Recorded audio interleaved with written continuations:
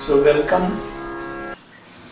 We have taken today the subject that worshipping of God and goddesses in Hindu tradition, and this comes into the periphery of a religion that we call religion and rituals for the worshipping of gods and goddesses. This is a Hindu tradition and it deals with religion. But the worshipping of God and goddesses is the primary thing that opens us to the higher knowledge of God and goddesses that has a form, two that takes it to formless, because this God and goddesses concept, our seers, our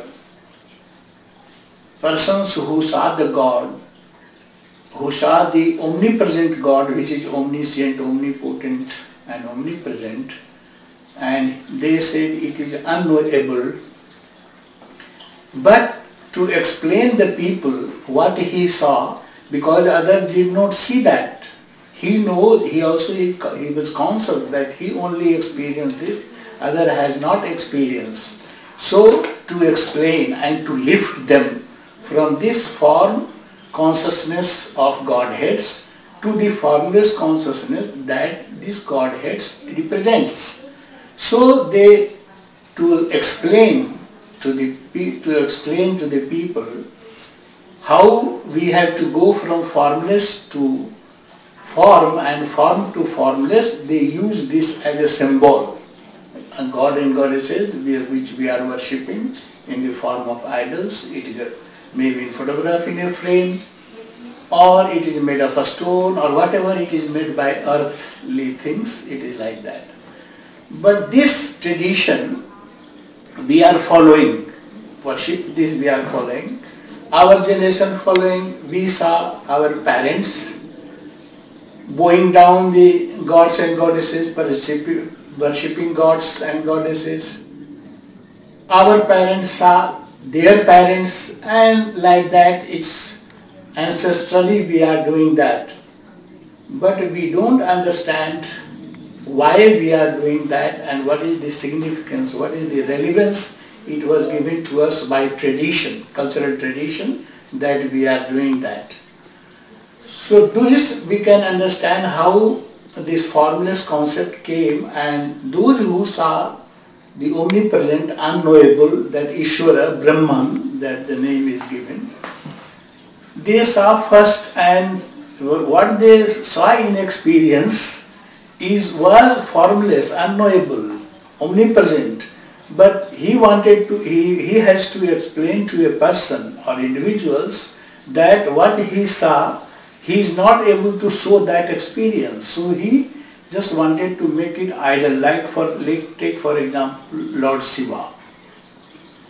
When the first person, we are not the first person, we are coming by tradition and we are worshipping, but the first person who saw Lord Shiva, how the frame, how the statue of Lord Shiva was first made, who made first time, and how he made first time, that he has a serpent in his neck, he has a matted hair and Ganga is coming through his matted hair. How this came? He's having ashes on his body.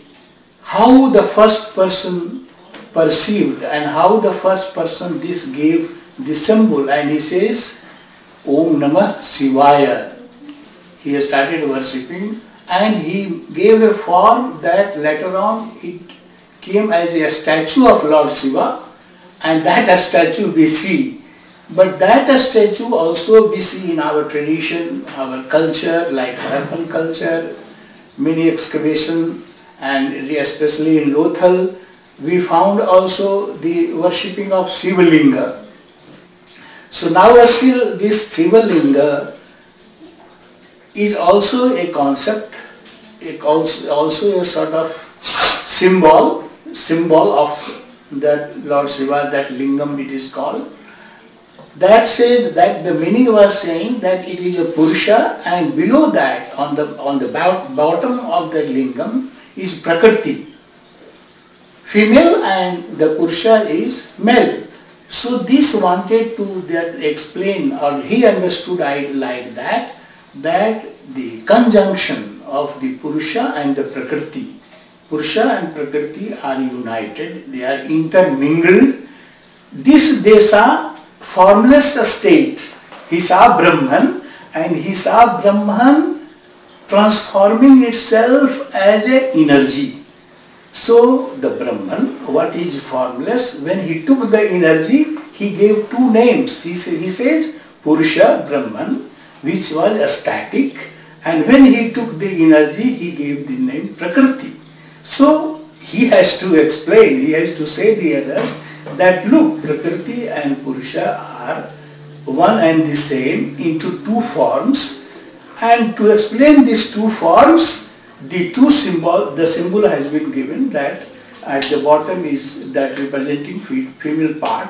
Prakriti is called female and Purusha is called male part. That male part is in fact not, that has no name and form. That is why it is called, Shiva is also called Sadasiva. Sadasiva means the Purusha part of that which is eternal, that does not change. Prakriti changes. It is impermanent. It has a law of dependence. It depends upon others.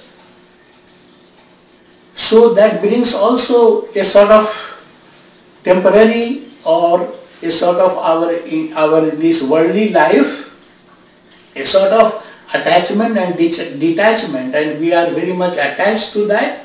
And since this world is moving each moment, nature is moving, so, and our attachment to the things, if we don't get satisfied, we suffer.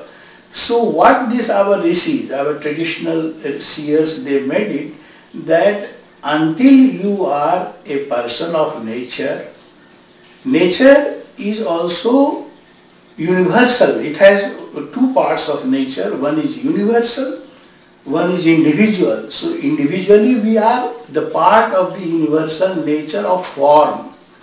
But this is called universal and one is individual. That has come from the nature and from the earth.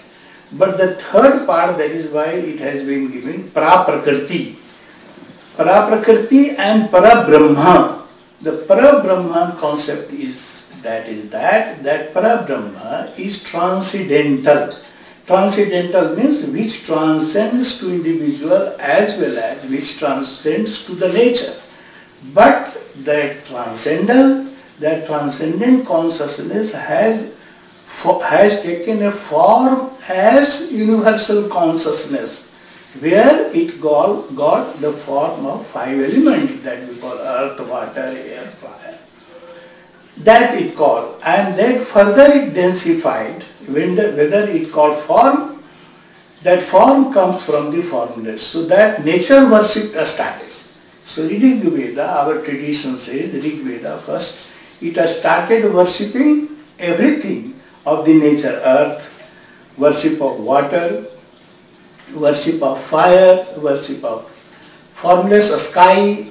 It has started worshipping everything. Why? Because it was told from the seers that the Parabrahma, the transcendental, it is he himself, it is his body in the form, that five element of the world in universal and individual has been manufactured, has been made. Transcendental, when the Parabrahma densified himself, he took another form that we call Prakriti, that we are worshipping as a Devi in Hindu tradition. And that Devi, the Hindu tradition, we are worshipping, but we are not aware of the person, the personality of Godhead, Purusha, which has the form. Like we can understand in this way, that when we say water, we see the water. We don't see anything other than water. But if we have a concept and if we have a knowledge and if we know that water is nothing, it is H2O, chemical name is H2O. It is a combination, composition of hydrogen and oxygen. When we see water and we don't have concept of H2O, hydrogen and oxygen in it, then we know this is a sort of, we take an example that it is a nature. But when we nature, we don't see the composition behind the nature, which has become the nature. So we are worshipping nature, and we are worshipping nature like five elemental, that through our five senses. But that permanent, eternal Sadasiva has a body of Shiva. Shiva means, and Shiva has further taken energy of Parvati, Prakriti. That is why Shiva is also called Ardhanarishwar in our system. Ardhanarishwara means the one personality of Godhead, Sadasiva, which is eternal, which takes the form as a Purusha and Prakriti. Purusha is a static form, it has been explained, and the Prakriti has been explained as a dynamic form. So we are worshipping dynamic form, but our seer says that we are born from the dynamic state, and in dynamic state, the composer, the creator is sitting at the heart, the center of the heart. So we are also part of the Prakriti, and the Purusha is sitting in our heart. So why they are saying, and what is the reason of worshipping this? Because this transitory world, which is everything is impermanent here, and we are having this quality of attachment to the things, we suffer. What we our desire, if our thing what we want, we do not get. So our seer suggested us, they give through their experience, that for get rid of the tension, stress and mental anxiety, one has to transcend from the nature for the safety. He can be detached. He can be detached and he can act at the same time. So that is why it was said inaction in action and action in inaction.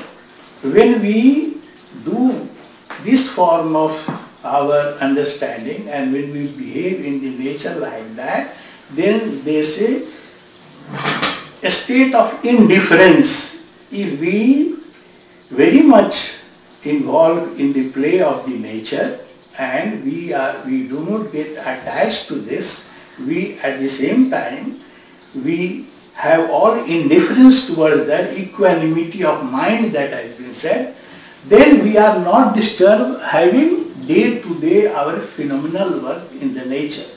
So this is what our seers, our tradition, our culture has a rich heritage of this, and it was expected that this form and formless has form of not particular God and goddesses, but it has the form of the whole nature. Whole nature in the sense here saying, they say even Eko Brahmam Dutiyo Nasti. Also Sanskrit word is said Eko Brahmam Dutiyo Nasti, means there is only one Brahman which is eternal, which is unknowable, which is unmanifest, Ishvara. It is He only who is all. That the another word they are using also, Ekam Sada Vipra Bahudha Vadanti. The truth is one. We are understanding it differently because we see the difference, we see the multiplicity, but we do not see the composition, we do not see the source behind the multiplicity, which is one. So it is one which is all. And all means not only one tradition of religion, it combines all religions. So the worshipping of God and goddesses concept, and at the same time the worshipping of the God-men, that we are calling God-men concept also came, because the God-men are also having experience. That is why in Indian tradition it has been said Guru Brahma, Guru Vishnu, Guru Sakshat Maheshwara. Why it is said like that? Because he says Guru Brahma, Guru Vishnu, Guru is the creator, Guru is the sustainer, and Guru is the destroyer. Because why? Because he has identity, he has identified with that consciousness, which has three forms. So that is why the God-men, those who has realized, those who have identified with the Parabrahma at the same time with the nature, they are also equivalent. But equivalent in the sense that it is not attached, it is not only ownership of only one religion or any other religion. All religions of humanity that we have discovered, it has only one source. That is why it is called, and nowadays it is needed, unity in diversity. We are holding only diversity and we see this is a true. Like I said, the water is true in one sense, but if we know that water is nothing but H2O, so here then water becomes illusion. Water does not exist. What exists is, existence of water is due to the existence of oxygen and hydrogen, which is not visible to the normal our eyes, not sense organs, as water we see. So in the same way, they have given us from our tradition, this all worshipping of, like suppose, it is what very popular in Hinduism, we have given this form of the Prakriti that we call Mahakali, Mahasaraswati, Mahalakshmi. We have given, this is called Devi, form of the Devi, form of the nature. When we worshipping Lakshmi, it represents we are worshipping the idol of the Lakshmi, but at the same time we must remember that Lakshmi, particular form of a Lakshmi, in earth made, a stone or whatever, it represents the whole earth substance of the nature, because that body what we are worshipping, that is connected with the whole universe. This substance made of the particular idol, that is made of the matter, that represents the whole universe. We can understand like that if we have something, did prayer to the goddess Lakshmi and we get suppose that, then she does not give by hand to us. It is arranged in the nature. You go and meet someone, you do this effort, you did that, and finally, mysteriously, you find the work has been done. So the work has been done through the process of nature. Each substance of the nature is involved that we do not know. So this, in fact, idea is a very much obstacle in present world of religion, that we are holding on only the forms. We are not trying to go to the form which has come from the formless. And there at the formless level, all forms are one. So in that sense, it has been said, and nowadays we are having all religious problem, ritualistic basis, because we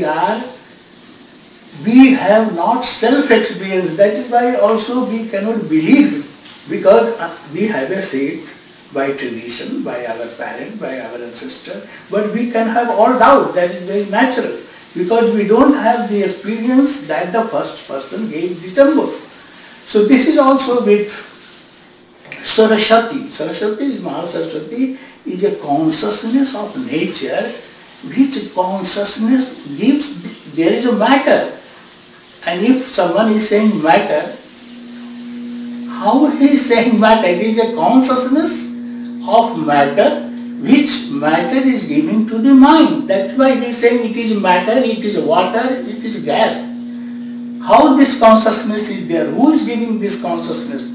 That branch of consciousness is called Saraswati. She gives the knowledge of the material world. She gives the knowledge of perfection in the matter. So that worshipping of the particular idol represents here that, but in fact the symbolical meaning is that Mahasaraswati represents in the universe the consciousness which has cognizance, which has recognition, which has discrimination. This is the matter, this is gas, and different level of consciousness, and it knows in deeper sense. That is why it is called Vidya. And when it is called Vidya, as we Hindu tradition worship it, we say Vidya dadati vinayam. Vidya dadati vinayam. Vidya means that which we perceive the diversity in unity that our goddess Saraswati gives us. This knowledge makes us humble, simple. Why? Humble and simple it makes because that she gives the knowledge that it is one which is all diversity are one in one form. This particular branch of consciousness, although it is all interconnected, all mingled, it is very different to separate matter from consciousness to the energy that we call Mahakali. Mahakali is a sort, that is why she has angry mood always, most of the time, because, and we had tradition has explained it, because his action, fire action. Fire action means when the energy has highest potential.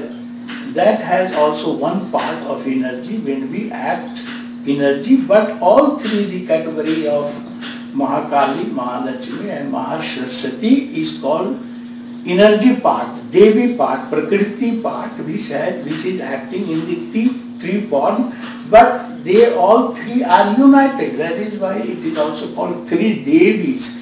Devi has three forms, nature has three forms. That is why in one sense also the mother of Shri Aurobindo ashram has explained this divinity in the form of the nature. She says the universe is one, and she also goes on saying that there is no difference. He is saying, even he was saying about the personality and the embodiment of the Shri Aurobindo as a Purusha.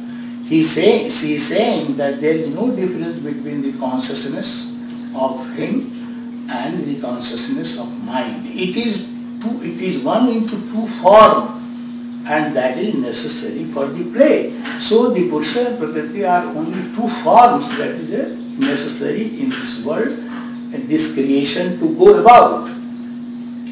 In the other sense, it is very specifically said that the Shri Aurobindo is talking about when the mother, he says that our tradition is very much identical by worshipping, that he said the mother, universal mother, she behave as if she is looking at you. It means in nature, her omnipresent form is everywhere predominating, and you don't think she is not. Otherwise, if you don't feel that you are worshipping her with the hope that she will give you anything, if she is not present everywhere, how is it possible?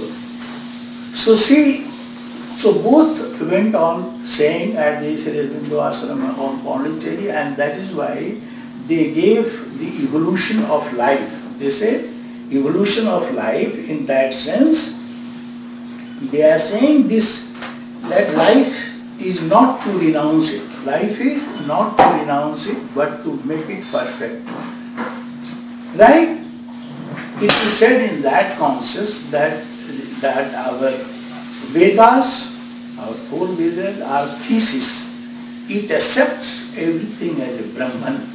Our Upanishad comes and he says, no, the Brahman is sitting inside the Prakriti.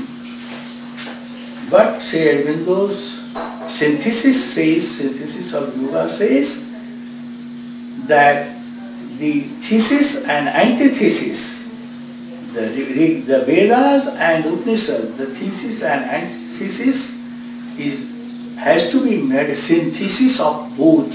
It is one into two form, he says. And that is in that context he went on saying evolution of man to Superman, evolution of mind to Supermind. In that sense, those who are deeply involved in the movement of Shri Aurobindo, normally we see that they are also going to different ashrams, Vivekananda ashram, Ramakrishna ashram, but they are founded and established, grounded in Shri Aurobindo's evolutionary process. That is why even if they want, they cannot renounce life, because in them it is embodied the formless and form consciousness that the person, that the follower, that the devotee has to realize in any lifetime, maybe possibly this lifetime or any lifetime that his soul has chosen that.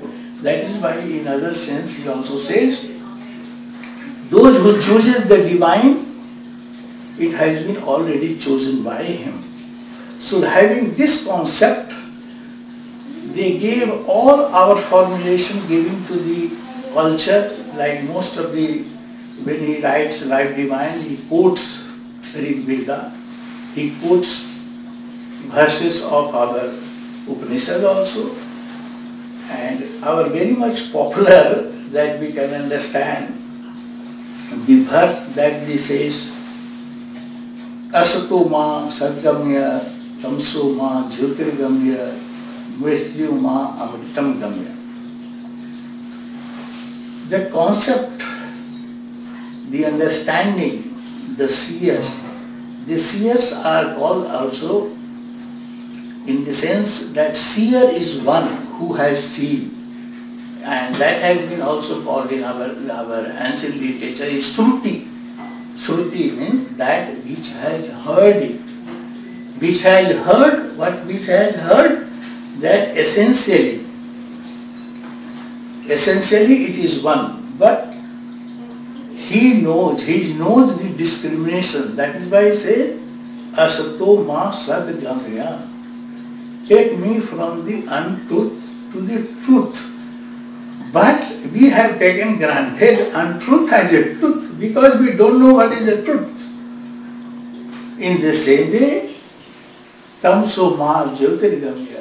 We are here in our tamas, and the seer is asking us to make a prayer that we go from tamas to light. Because he has seen the light, he has seen the tamas. He was one day also in that. And ignorance, and he says, Mrityu ma amritam gamya. Take me from mortal to immortal, a state of consciousness. So this one who has seen, who has experienced, who has identified being one day as a untruth, being one day as an ignorant man, being one day as a man of mortality, he experienced the other side of it. Truth. That is why he saw both truth and untruth. And he finds the truth is the source of untruth in the untruth form. So he knows both. So he added in our mantra, prayer of mantra, these three forms, saying that what we are, what we see, we try to go. We should make a prayer that we should go. What we see, that has the form of that. That is why that we have to know. That is why it is also said, the many levels our seer has explained it. They say, Tat Sat. He is saying, Om Tat Sat means only that is true. That is only truth, is only He, only one. Tat Sat. It is also called So Aham. So Aham in the sense, when we say it is one and all, so who is other than one? So every individual or the person who is worshipping and the person who is worshipping, he is also equivalent. He is also saying that he is worshipping too. into two different levels of consciousness. That is why it is also described as ascending and descending. Here the whole concept of Shri Aurobindo explaining in the evolution of man is that he is saying the first necessity is the inner discovery. Why first necessity is the inner discovery? Because unless we don't see the two, we only know one. So whatever we know, this is one. But when we know other than one, when we see the two, then we can differentiate the value of the two in two forms and together also. So in that sense, he is saying ascending means we have to transcend from the nature, from the individual consciousness to the consciousness of the soul, of the Atman, which is the part, which is the spark of the Paramatman, greater whole, the eternal. Then we see what we are and what other than us is also present. And then when we see that is omnipresent and this part is immortal, then we understand, then we feel that ascending, and the ascending means, he is saying ascending means, don't go each level of the nature, each level of Prakriti. Like each level means matter, water, gas, sky, all level we don't have to go. We have to rise from individual consciousness and get connected with the formless truth, soul that is in us at the central part of the body. That is also it has been said, He, the Divine, is sitting in our heart waiting to be discovered. So when we discover by ascending, then we see by descending that the same Atman, the same omnipotent form, he descend in a different plane having a form. That formless comes down as a form at different level of consciousness, from form to individual consciousness. Then he says, then a man is perfect in the sense, he is a perfect man in the sense that he knows what he is and he knows what form he is in this human nature. If one knows matter and one knows the source of the matter and then knows the source of the matter is this matter, then he is saying that this mind is not human mind, because human mind is only conscious of the phenomenal world, sensory world.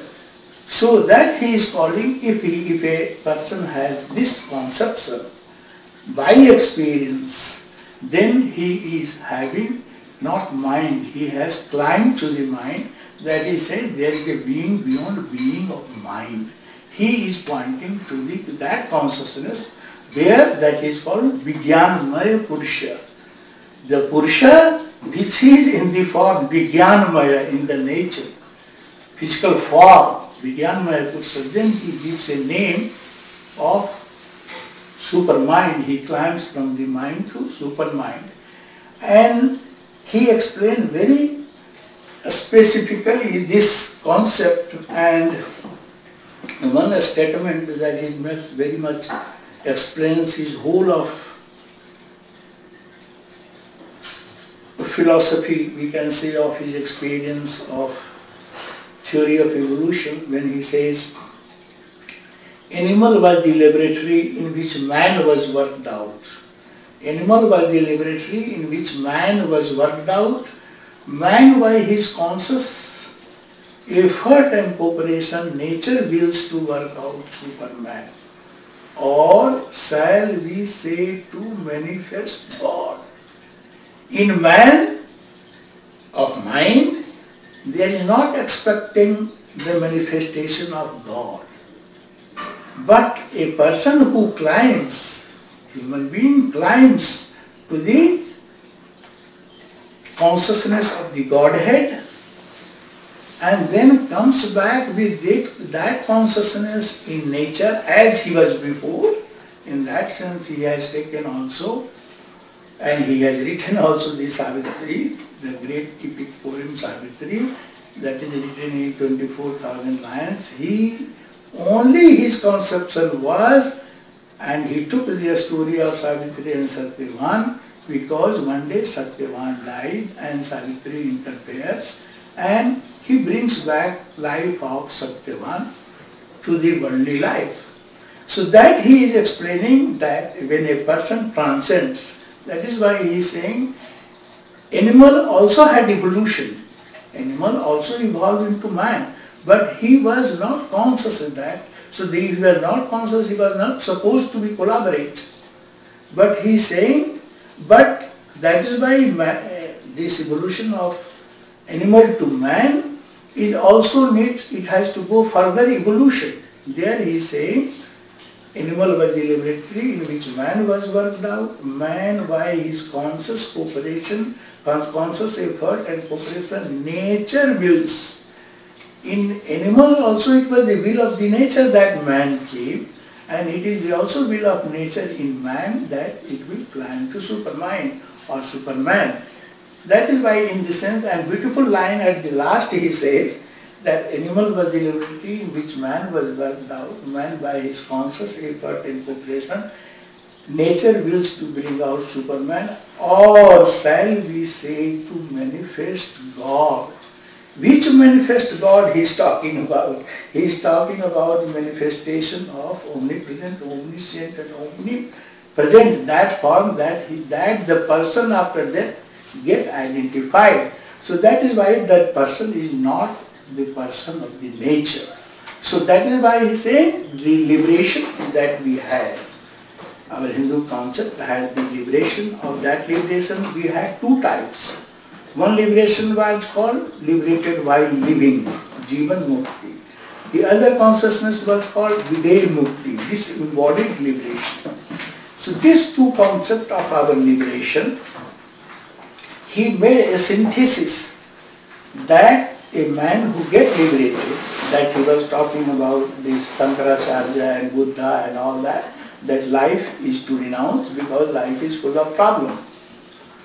So they encouraged renunciation of life. But here he is saying that unless we don't know exactly, perfectly what it is, what is use of renouncing it. So he is saying life has to be perfected, life has to be known, and life cannot be known by life itself. To know life we have to go to the source of the life. So that is why he is saying source of the life is in us, that Atman, spark. So that is why in that sense he is all saying at the last he says God means, not God means the overmental Godheads. Here God he represents, means by divine, which is omnipresent, which is one and all, because that person, Superman, and that the person that he called Supermind, he will be identified to the consciousness of transcendental, universal, individual at one and all. So he will have no doubt about that, and at the same time this consciousness will get oneness with the universe. For him there is no difference of one religion to the another religion. There will be no difference from one race to another race. There will be no difference from him from caste to another caste. So that in that sense they are saying this physical liberation. The physical liberation means liberation of the physical by knowledge. Acceptance of the life by knowledge. This will be, it is called, he gave another name, Sri Aurobindo gave another name. He said new creation, new birth. But going to the new creation and new birth, we see the process of new birth, how one has to go, female has to go from the labor pain. So but for this new creation, for the new birth, the nature has to go through this process of pain. Because what it was manufactured, it has to be manufactured something else than that, and which has been manufactured, it has been set at one consciousness, it has a resistance to change. So that is why, but change is bound to the nature as the evolution goes on. So in that sense, it is also said, they also said about Auroville, that Auroville has to go through all problem of the world because it has to find out the solution of the humanity, and it has give the knowledge that there is a unity in diversity. So then only upon earth will come the harmony. We will have loving kindness among each other in the creation. When we see potentially, not intellectually, not reading by books.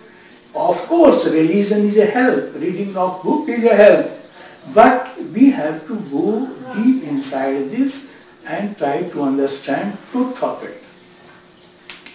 So, for example, we can say when we are going to speak somewhere, when we teach it in college, undergraduate and postgraduate, we teach them to passing the examination. Their motive is to pass examination. Our motive is how to train their mind. He could have scored the highest marks in the college. We teach like that. But when we teach to the public about Mother and Shri Aurobindo, about the evolutionary theory, or even about religion, or about spiritual, we give them information about it. This goes like this has come to us like this said about this, that other understood like that. But when we are talking to our sadhaks, our seniors, our serious, those who are involved in life, to destined to find their own truth, that we are sitting together and trying to understand that, trying to identify each of us collectively as one. Here we try to transmit, that here is the word is used, transmit. Transmit means by our strong perception and strong understanding that we see something and we are trying, let others also see what I see. That transmission should be there. Like suppose if you have seen some place and other has not seen, but since you have seen, all explanation will be aimed at what you have seen, and you are explaining to those who have not seen. So your seeing will help to explain with examples that I said, idols, worship and all that. This is also a form of a theorem, it is a sort of theorem that you give them, ask them to make construction, ask them, go through that, and later on they will find their own truth in them. That is called inner discovery. So inner discovery is expected. Those serious sadhaks who and they have dedicated, or they have a strong impulse in themselves in a particular stage of life to find out something, and they are very much at the level of that. So the teachers, the friends, they help them, and that help them to coming out for the old creation to the birth of the new creation in human body.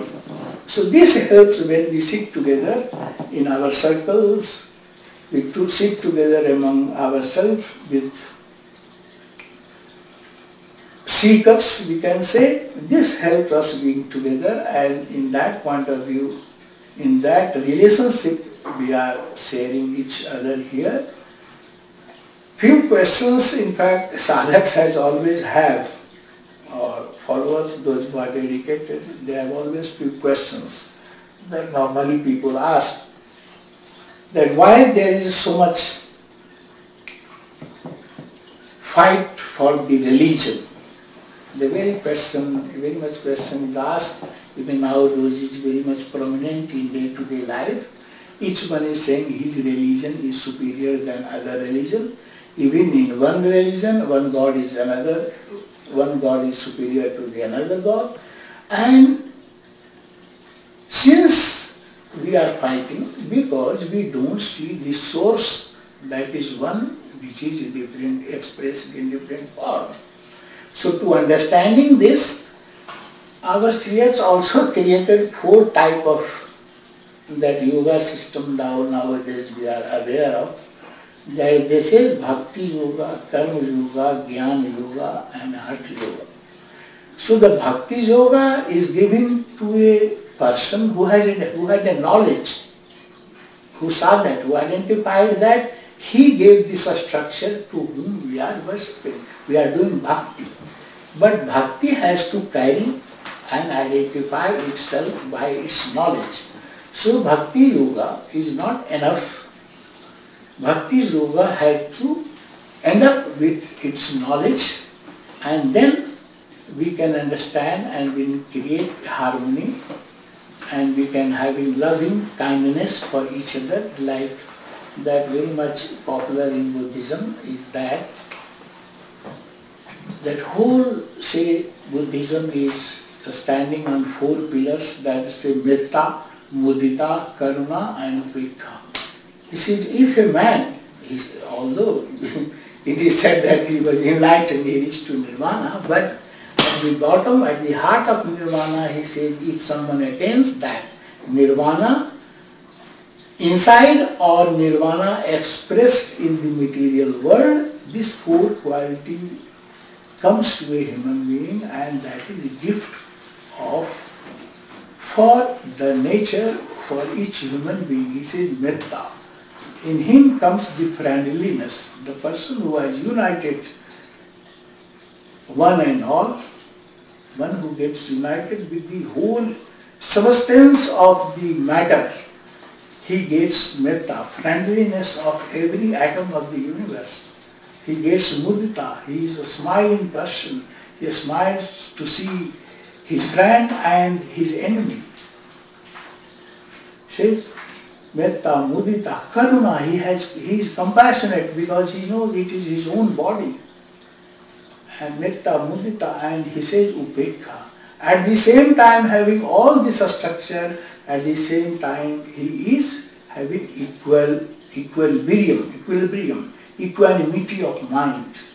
So this gift, in any case, whoever who has attained to Nirvana or after Nirvana has come down in positive way of life in the universe, such quality will come upon earth. This will help for the peace and harmony upon earth. That is why nowadays it is a popular understanding and going debate and discussion how religion should be elevated to the spiritual life. Spirit and matter both are together, but spirit is in the heart of matter.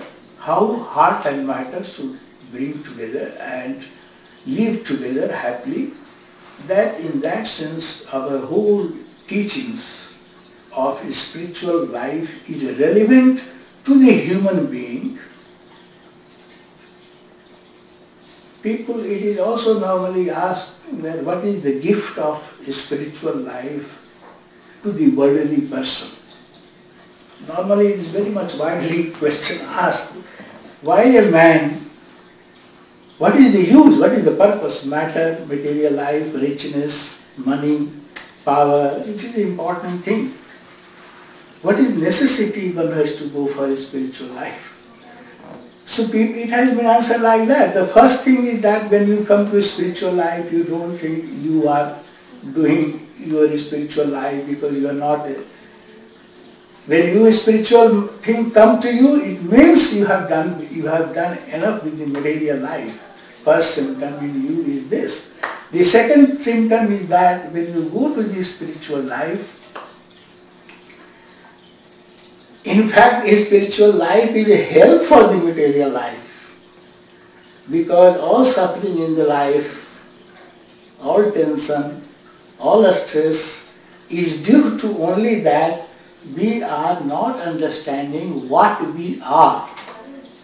So the spiritual gift, there is nothing spiritual gift relevant to spiritual, but spiritual life is relevant and utilitarian for living of material life, worldly life, day to day awakening awareness of our life.